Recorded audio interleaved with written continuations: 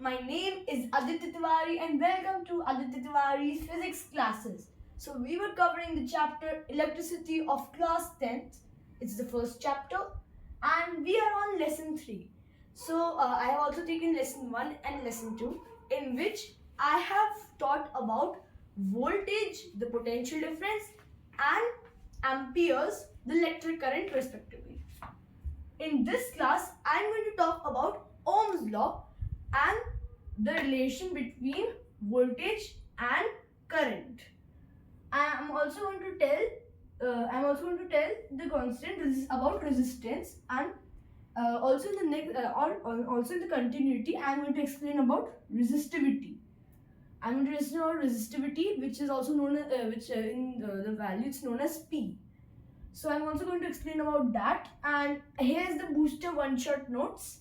It's a tradition I have continued from the 3 lessons, first, second and third lesson. I have given this booster one-shot notes. I suggest you all to write these down. It will help you a lot. It's the summary of everything in the 2 part of the chapter. So I'll just read out the booster one-shot notes quickly because I'm going to explain it as well. So Ohm's law, the voltage or potential difference is proportional to electric current. So V is equal to I times R, which makes it equalizing because it's in proportion. So for equalizing we have to add up, we have to multiply it by the constant. So it's resistance. Okay. Low resistance is a good conductor of electricity. High resistance are called resistors, and infinite resistance, about infinity resistance, is called insulators. I'm also going to tell you that when we use the press or ironing machine, it uses nichrome alloy. I'm going to tell the reasons for it as well in the next part of this video only.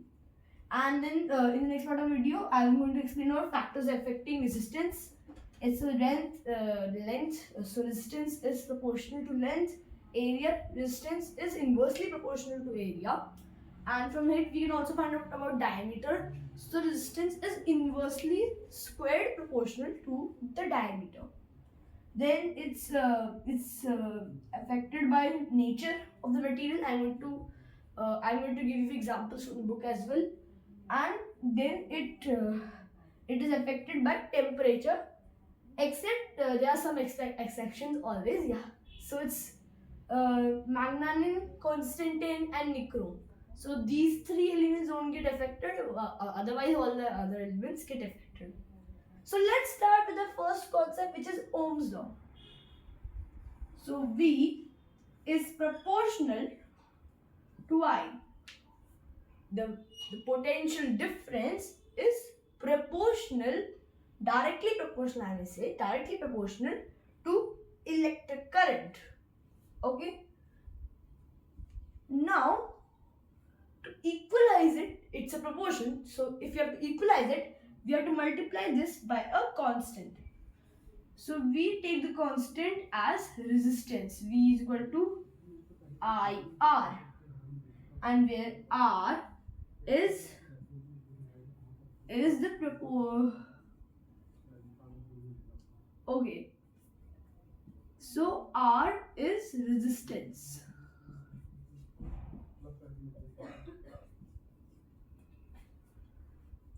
Okay, so V equals to IR, where R is resistance. Okay, so here we also find out the value of resistance, which is in ohms. So we can conclude from this that the SI unit of resistance is ohms. Okay, so resistance equals to potential difference divided by electric current, or V divided by I. So volt divided by electric current, or amperes we can say. So this is the equation for resistance. Okay, so there are two conclusions we can make from this. I will write them both. Just first let me erase this.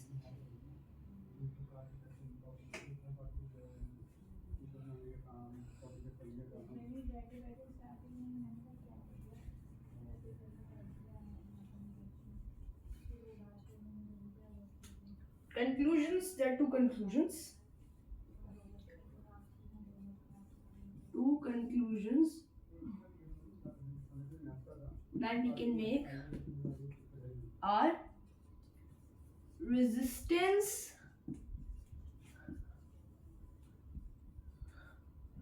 is directly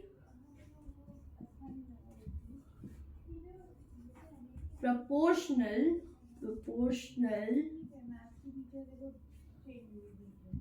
to V is equal to IR. So we get R equals to V divided by I. So it's directly proportional to V voltage, and in bracket we can write the actual form potential difference. And the second conclusion which we can make is resistance is inversely proportional to V divided by I. So inversely proportional to electric current. Resistance is inversely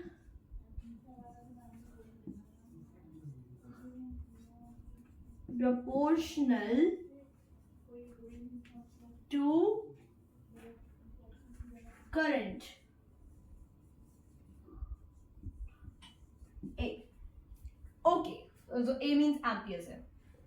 So these two are the conclusions we get from Ohm's law. Okay, now I'm going to talk about the graphing of Ohm's law. If we graph the Ohm's law, how we can graph? We can graph it by the potential difference and electric current chart, where the x-axis is either of voltage or electric current and the y-axis is the other one. So if we graph that, we are going to get a straight line, a linear graph, and this linearity proves that Ohm's law exists. This proportionality exists, and resistance is the proportionality constant. Okay, I'm going to take some sample questions, and then we're going to move on to the low resistance, high resistance, and infinity resistance things. Okay guys, let me find a question for you guys.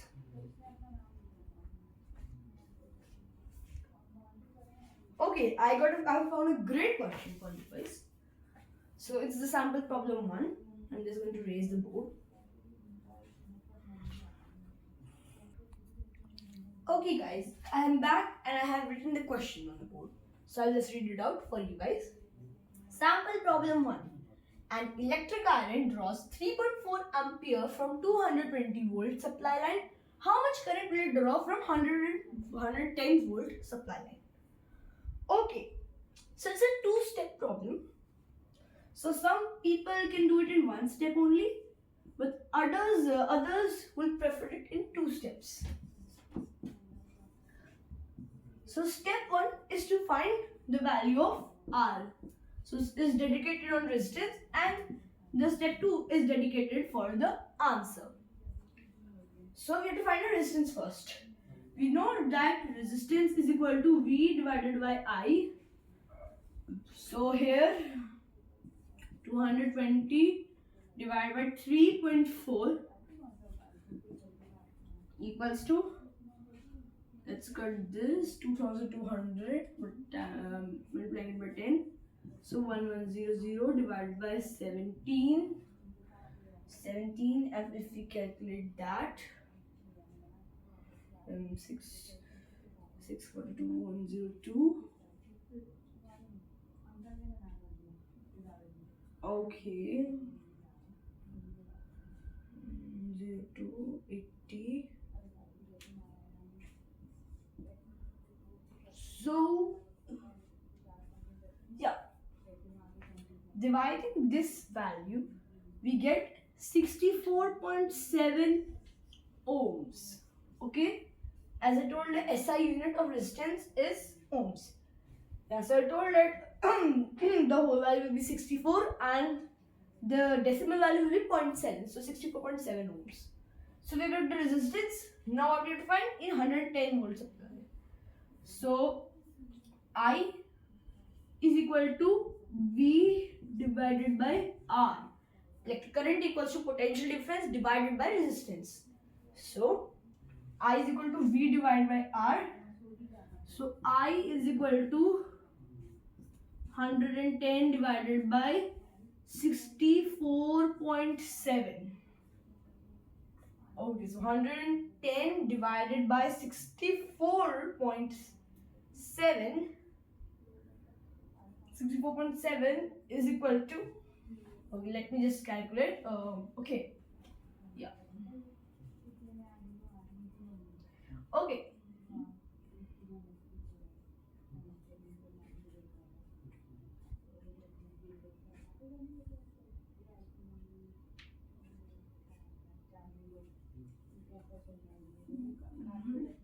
Be one, like that whole 11 come this point. So it will be 453 4530.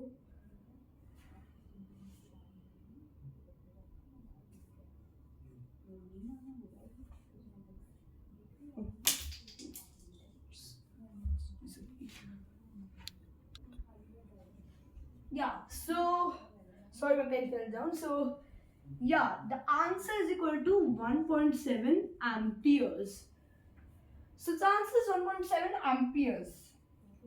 Okay, it's pretty simple question. You just need to calculate. Just that's the thing. And like if you have time, you can just calculate. So that's not a problem. Let's go to the next problem.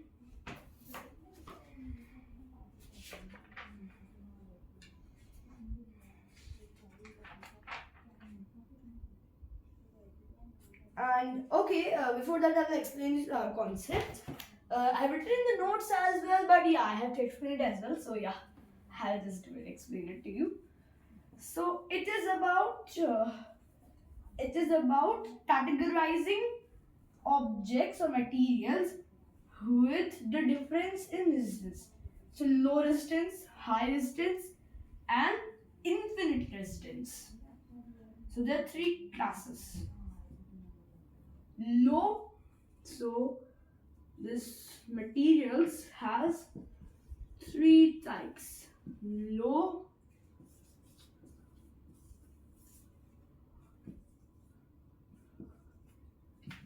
high,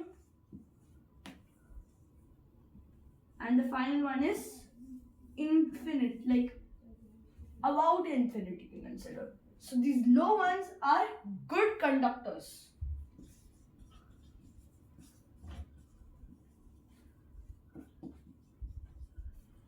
The high ones are called resistors. And it's like alloys. I told you about these three before. I have explained it in the notes actually. So nichrome is an alloy which is a resistor. It has high resistance and it's needed in heating. It's a heating element.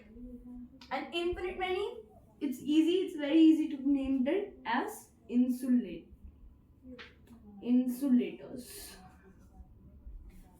Okay, so this topic was easily finished, and let's go to the next topic actually, because this concept does not have much questions. Okay, I'll just ask an oral question. The potential difference across 3 ohm resistor is 6 volts. The current flowing in the resistor will be. Okay, I'll just write the formula for you. So we have to find a current flowing.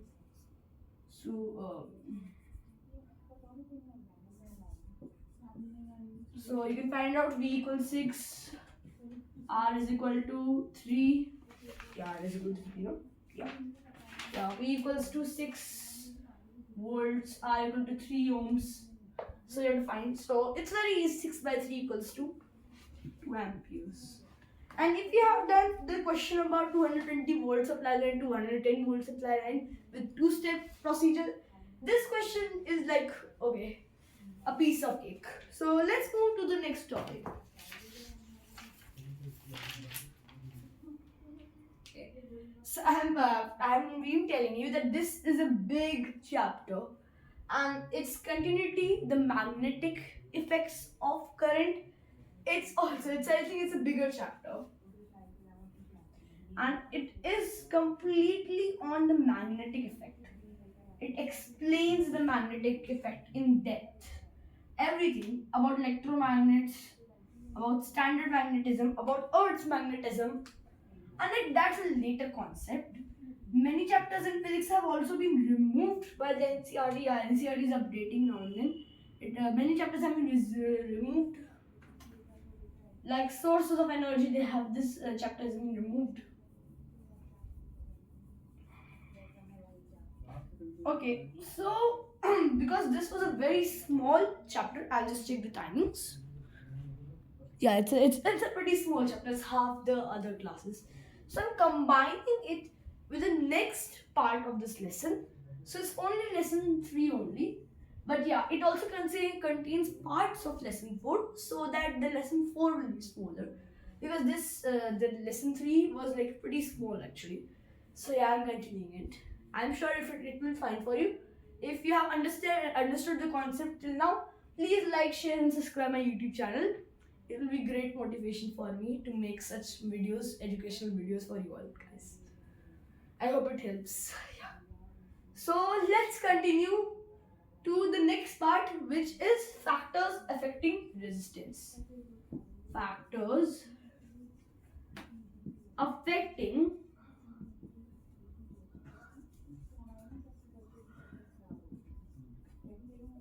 resistance. Okay, so out of these, 3 are physical factors, 1 is chemical factors, or you can also say that's also physical factor. But yeah, okay. So I'll divide it physical and chemical. So there are 4 factors. Okay. So physical factor is it depends on its length. And I'll also mention how it's dependent. So resistance is directly proportional to length. Okay, clear? Then area. Now if there is one direction directly, so one would be indirectly or inversely. R is inversely proportional to area and double or like you can say inverse squared proportional to the diameter. Okay, and third is temperature. Except a few elements which I have mentioned here. So it's manganese, constantine and nichrome. These elements do not get affected by temperature. Okay, the chemical factor is nature. It's like pretty easy nature. So there are some facts you need to know about nature as well. So that silver is the best conductor.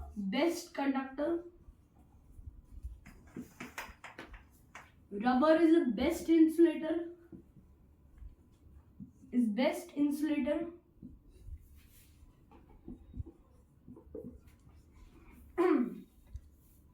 Okay, and silicon, and these are semiconductors. But semiconductors we will come later on. Like it has about like very near close to zero resistance. Like insulators have negative. Like the insulators have infinite amount, almost going to infinity resistance. Conductors have negligible resistance, very low resistance. But semiconductors are different, so only a brief is mentioned in this book, so I'm going to discuss about that as well. Okay, so I had mentioned it. It's proportional to length and inversely proportional to area. Now we get to the topic of resistivity. Its SI unit is ohm meter. Okay. So we take 2 equations and combine them together, and then we use the constant proportionality of constants. So yeah, I'll just show you. Okay, so I've cleaned the board. Okay, so here we know that resistance is directly proportional to length. This is the first one. Resistance is inversely proportional to area. This is the second one. And we can write that I'm giving you the extra information that resistance is inversely squared proportion of the diameter. So because like area it's considered as the diameter squared, it's considered as inversely squared proportional.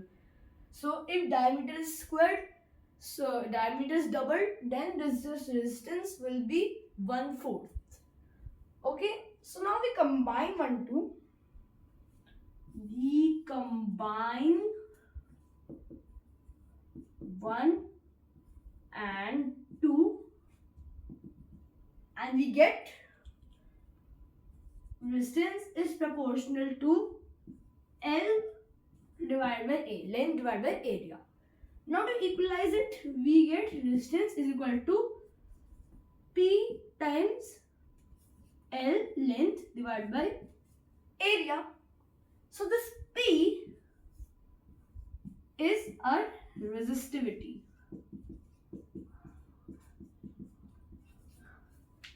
And guys, start noting in your notebooks that now I'm going to make you write the definition of resistivity. So I hope you have understood the concept till now. I'm going to make you write the definition of resistivity now.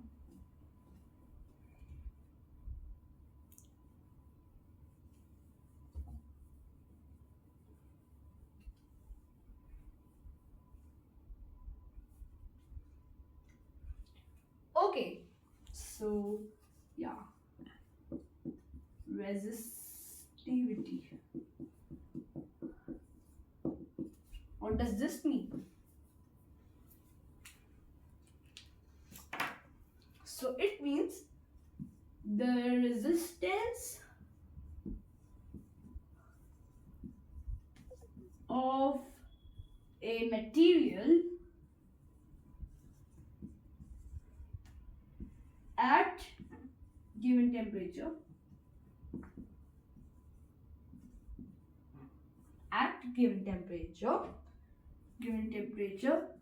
of 1 meter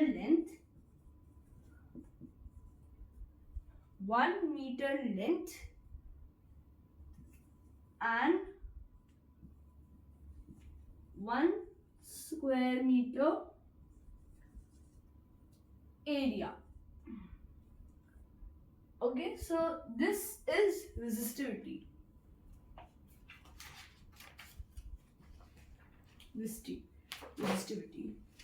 So yeah, it's 1 square meter as area and 1 meter as length at a given temperature. And the material, that depends on nature of the material. So you can see all the factors are coming in resistivity. Okay, now I'm going to tell you the unit of resistivity is ohm meter. So how it came as ohm meter? Okay, so we take resistance.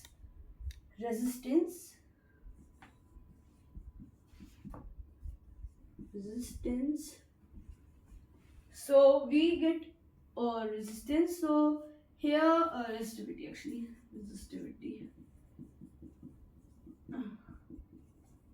equals to P. So P is for resistivity. So yeah. So resistance times length. So meter divided by meter square. But yeah, we need to take care that we are finding this for resistance, not resistivity. Resistivity is P. So in the formula we have got, so I'm just writing the formula, R is equal to P times L divided by A. So yeah, in the formula we have got to find the value of A, it's R times A divided by L. So R is, yeah, so there it is meter squared and by meter, yeah, sorry. Sorry guys. So yeah, here we have got the formula. So 1 power, so yeah, we get it as 1. So distance is ohm and meter is meter. So we get its SI unit as ohm meter. So did you got the point? If you got, please like, share and subscribe my YouTube channel. Okay. So as I told you about the best conductor, silver, and its resistivity, it's not important to know the resistivity, but yeah, I'm just telling you for information. It's 1.60 times 10 to the power of negative 8 ohm meter. And copper is the next, and so this is one common question, that why do we use copper wires instead of silver wires when silver is the best conductor of electricity? So because I've seen this question in a lot of exams as a subjective question. So one point is that copper is a good conductor, or is a very good conductor of electricity, and it has free electrons. So it allows electricity to pass through it. That's the first point. And second point, it is cost effective. Silver is very costly, and just to produce some amount of work will cost a lot, and copper costs way less than silver in comparison. So we use copper wires. So that's one question. Okay, and in semiconductors, as I promised to tell you, there are two types of semiconductor. As I want to give you for knowledge, right? Two types of conductors given here: germanium and silicon. So germanium is 0.6 ohm meters and silicon is 2300 ohm meters. So now I have told you about conductors resistivity, germanium and silicon resistivity. So did you feel the difference? These conductors have in 10 to the power of negative 8 ohm meters. Germanium and silicon semiconductors have near 10 to the power of 3, 0 from 10 to the power of 3. So it's not really less, it's very high in comparison to the conductors. And insulators, ebonite is the best insulator, actually not rubber. Ebonite is the best insulator. It's 10 to the power of 15 to 10 to the power of 17 ohm meters. And after that it's hard rubber. So hard rubber is almost insulator. Some types of hard rubber are better insulators than ebonite because it has a range. So like hard rubber ranges 10 to the power 13 to 10 to the power 16 ohm meters. So you can see these insulators have very high resistance. Very high. Infinitely, you can say. Infinitely resistance than semiconductors.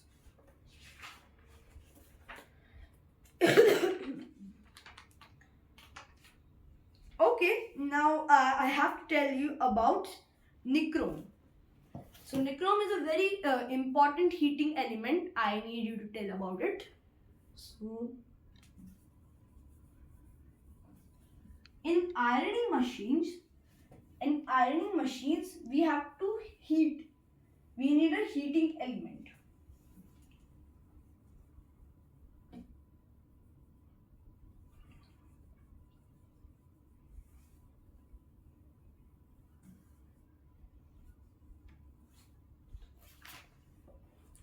So yeah, there are 2 points.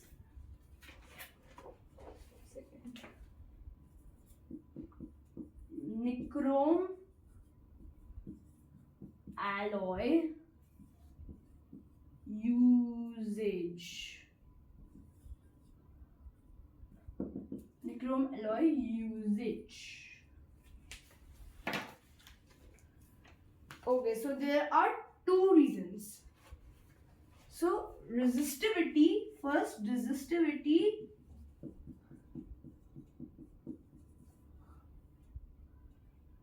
of alloys are higher than metals, than other metal, than pure metal actually.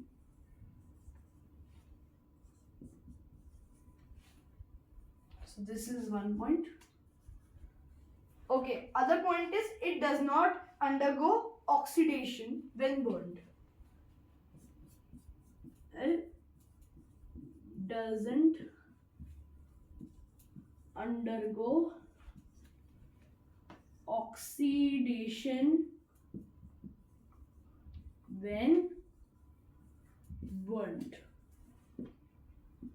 Okay, so these 2 points, and we use nichrome for these. So one of them is because of its alloy, and then other, it does not undergo oxidation.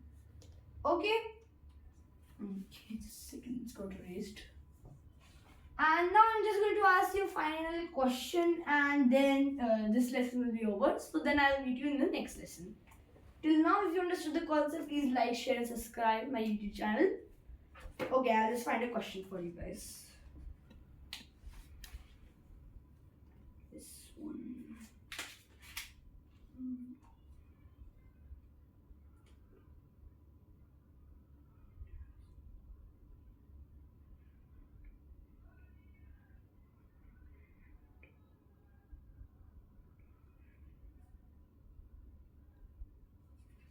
Okay, so I'll be giving you the easiest problem. You just need to know the formula and just need to do the calculation in scientific form, and then it's very easy for you guys. So just the thing in this chapter is that you need to know about a lot of calculations and the scientific form, and I'm sure you guys must know it's taught in class 7th, class 8th, class 9th, class 10th, the standard form. So I'll just write the question. Okay guys, so I have written the sample problem 1. I'm just going to read it out for you. A copper wire of length 2 meter and area of cross section 1.7 times 10 to the power of negative 6 meters square has a resistance of 2 times 10 to the power of minus 2 ohms. Calculate the resistivity. Okay, so first we need to write the formula. So the formula for resistivity is equal to resistance times area divided by length. Okay, so it is equal to 2 times 10 to the power of minus 2. Okay, times 1.7 times 10 to the power of minus 6 divided by 2. 2 cut 1.7 times 10 to the power of minus 8. So we are find resistivity. So ohm meter. So this ohm meter. So like we know that when you multiply, the powers get added. So minus 2 plus minus 6 equals to minus 8. So yeah, 1.7 times 10 to the power minus 8 ohm meters. I hope you got that right. If you have, please like, share and subscribe my YouTube channel. Amazing Aditya Dev. So that's all for today. We'll meet in next lesson of the chapter Electricity, class 10th by Aditya Tiwari. See you soon. Bye bye. Good night.